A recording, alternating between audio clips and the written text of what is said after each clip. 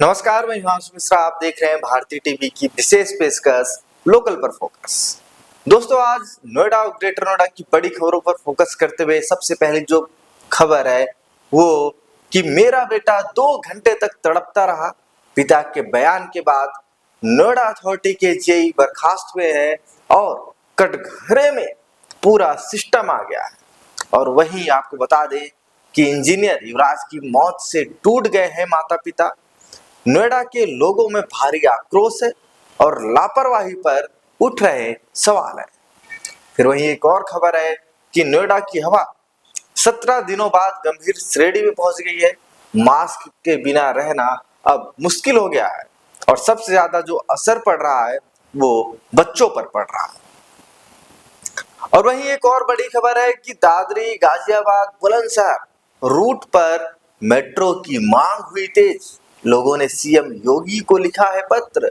वहीं एक और बड़ी खबर है कि इंडियन पोस्ट ने पंजीकृत डाक सेवा बंद कर दिया है। अब रजिस्टर्ड स्पीड पोस्ट से हवाई मार्ग से पहुंचेगी आपकी चिट्ठी। तो दोस्तों, आइए इन खबरों को विस्तार से जानते हैं।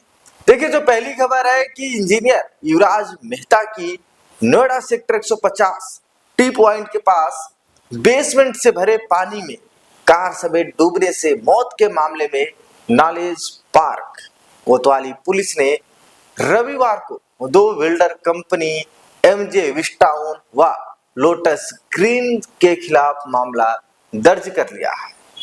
आपको बता दें कि सेक्टर 150 थाना क्षेत्र में आसपास कार्यरत एनटीसी के अधिकारियों को कारण बताओ नोटिस जारी किया है। बिल्डर को निर्माण से संबंधित रिपोर्ट प्रस्तुत करने के निर्देश दिए गए हैं और वहीं सीईओ ने स्पष्ट किया कि निर्माण स्थलों पर सुरक्षा मानकों की अनदेखी बर्दाश्त नहीं की जाएगी। उन्होंने सभी विभागों को निर्देश दिए कि वे अपने क्षेत्रों में चल रही सभी निर्माणाधीन परियोजनाओं को तत्काल निरीक्षण करें और सुरक्षा उपायों, बैरिकेडिंग, लाइटिंग, चेतावनी संकेत और जल निकासी सुनिश्चित कराएं। आपको बता दें कि आपको मैंने कुछ दिन पहले रोड एक्सीडेंट पे एक खबर बताई थी कि हमारे देश में जो अधिकारी हैं, हमारे देश में जो सरकार है तभी जागती है जब घटनाएं हो जाती हैं। ये सब जो चीजें सीईओ ने कहा, ये तो पहले भी कह सकते थे, पहले भी नोएडा अथॉरिटी इस पर काम कर सकती थी, लेकिन नहीं। ये सब आपको बता दें कि कुछ दिनों तक होगा, उसके बाद ये सब बंद हो जाएगा। अब आपको बता रहे हैं कि पीड़ित पिता ने क्या कहा, आप वो जानिए। पीड़ित के परिवार ने बड़ी लापरवाही का आरोप लगाया है और कहा है अगर समय पर मदद मिल जाती तो उसकी जान बच सकती थी, क्योंकि वह 2 घंटे तक जूझता रहा। उन्होंने एक न्यूज एजेंसी से बात किया और करते हुए उन्होंने बताया कि उनका बेटा खुद को बचाने के लिए पानी में लगभग 2 घंटे तक संघर्ष करता रहा। उन्होंने कहा कि मेरे बेटे को बचाने के बजाय कुछ लोग वीडियो बना रहे थे। वहां मौजूद अधिकारी और कर्मचारी उसे बचा नहीं पाए, उनके पास कोई गोताखोर नहीं था। उन्होंने आरोप लगाया कि इस पूरे मामले में प्रशासन की तरफ से लापरवाही हुई है। उन्होंने भविष्य में ऐसी घटनाएं रोकने के लिए सख्त कार्रवाई और बेहतर सुरक्षा प्रबंधन की मांग की है। आपको दोस्तों बता दें कि हमारे देश में जब कोई घटना घटती है तो सिस्टम जाग जाता है, सिस्टम पूरी तरीके से कामयाब मतलब सक्रिय हो जाता है। ऐसा लगता है कि सब कुछ बदल जाएगा, सब कुछ बदल जाएगा, लेकिन कुछ नहीं होता। आपको बता दें कि कुछ दिनों तक सिस्टम जागता है लेकिन फिर सो जाता है, फिर कोई घटना होती है, फिर जागता है, फिर सो जाती है। आपको बताते चलें कि सेक्टर 150 स्थित सोसाइटी निवासियों ने मृतक युवराज को श्रद्धांजलि देने के लिए रविवार को कैंडल मार्च निकाला था। लोगों ने कहा कि पहली गलती बिल्डर की थी जिसने बेसमेंट के लिए गड्ढा खोदकर छोड़ दिया, वहां सुरक्षा के कोई इंतजाम नहीं किए गए। दूसरी गलत घटना के बाद मौके पर पहुंचे दमकल विभाग, पुलिस और एनडीआरएफ की है, जिन्होंने युवराज को बचाने का प्रयास ही नहीं किया। पिता के सामने वह 2 घंटे तक बचाने और मदद की गुहार लगाता रहा, लेकिन जिम्मेदारों ने उसे नहीं बचाया। अब चलते हैं दूसरी खबर की तरफ, जहां नोएडा की हवा 17 दिनों बाद फिर से गंभीर श्रेणी में पहुंच गई है। आपको बता दें कि शहर का वायु गुणवत्ता सूचकांक 431 और ग्रेटर नोएडा का 402 गंभीर श्रेणी में दर्ज हुआ है। पिछले दिनों में हवा सामान्य से बेहद खराब में बनी हुई थी, लेकिन आपको बता दें शनिवार रात से हवा का स्तर गंभीर श्रेणी में पहुंच गया है। देखिए कुछ दिनों पहले जो हवा की रफ्तार 4-5 थी तो उससे बढ़कर 7 किलोमीटर प्रति घंटे की रफ्तार से चलने लगी है और इसके कारण प्रदूषण की रफ्तार बढ़ी हुई है और देश में सबसे प्रदूषित शहर गाजियाबाद में AQI 458 दर्ज हुआ।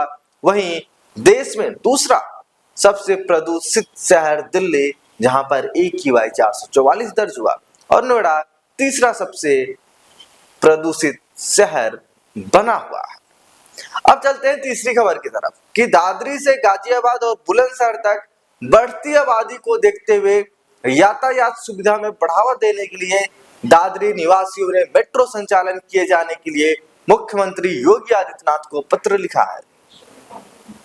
आपको बता दें कि आर्य प्रतिनिधि सभा के जिला उपाध्यक्ष डॉक्टर आनंद आर्य ने बताया दिल्ली NCR में बहुत तेजी से मेट्रो का जाल फैल रहा है। इससे यहाँ की बढ़ती आबादी और प्रगति के लिए बेहद जरूरी है। जो क्षेत्र इससे वंचित है वहां के लिए भी जनहित में मेट्रो की मांग की है। विशेष तौर पर गाजियाबाद, दादरी, सिकंदराबाद, बुलंदशहर रूट पर बढ़ती आबादी के कारण यहाँ की यातायात सुविधा को बढ़ावा देने के लिए मेट्रो आवश्यक है। आपको बता दें कि उन्होंने कहा कि सबका साथ सबका विकास नारे के तर्ज पर इस रूट के आसपास की लगभग 50 लाख की आबादी को राष्ट्रीय राजधानी दिल्ली के लिए स्थानीय जनता को और नौकरी पेशा लोगों को बेहतर कनेक्टिविटी मिल सके। अब चलते हैं एक और बड़ी खबर की तरफ। अगर आप कोर्ट के समन, कानूनी नोटिस या अन्य महत्वपूर्ण दस्तावेज भेजने के लिए भारतीय डाक की पंजीकृत डाक सेवा का इस्तेमाल करते थे तो यह खबर आपके लिए है। भारतीय डाक विभाग ने इस पारंपरिक सेवा को बंद कर इसकी जगह रजिस्टर्ड स्पीड पोस्ट की शुरुआत कर दी है।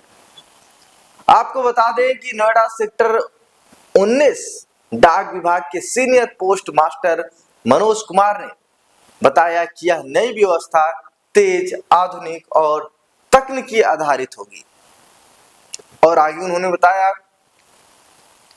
कि अब पंजीकरण की सुविधा केवल स्पीड पोस्ट वस्तुओं के लिए मूल्य वर्धित सेवा के रूप में उपलब्ध होगी, यानी पंजीकरण पत्र अब स्पीड पोस्ट के साथ जुड़ेगा, जिससे डिलीवरी पहले से कहीं अधिक तेज और भरोसेमंद होगी।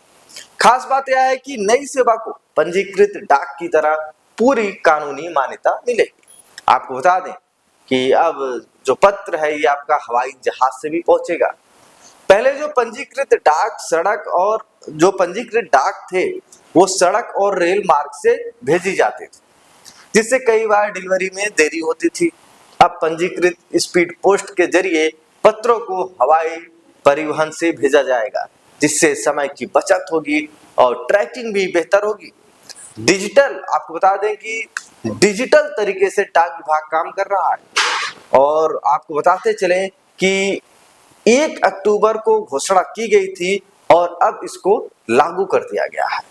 डाक विभाग तेजी से डिजिटल हो रहा है। देश भर में लगभग 1,80,000 डाक कर्मचारियों को स्मार्टफोन देने की तैयारी है और नोएडा में पहले चरण में 5,000 स्मार्टफोन दिए जाएंगे, जबकि 21,000 कर्मचारी अपने निजी फोन से पोस्टमैन ऐप का इस्तेमाल कर रहे हैं। दोस्तों बने रहिए आप भारतीय टीवी पर, क्योंकि नोएडा और ग्रेटर नोएडा की बड़ी खबर आपको सिर्फ और सिर्फ भारतीय टीवी पर मिलेगी, क्योंकि भारतीय टीवी बन चुका है नोएडा और ग्रेटर नोएडा का नंबर 1 चैनल।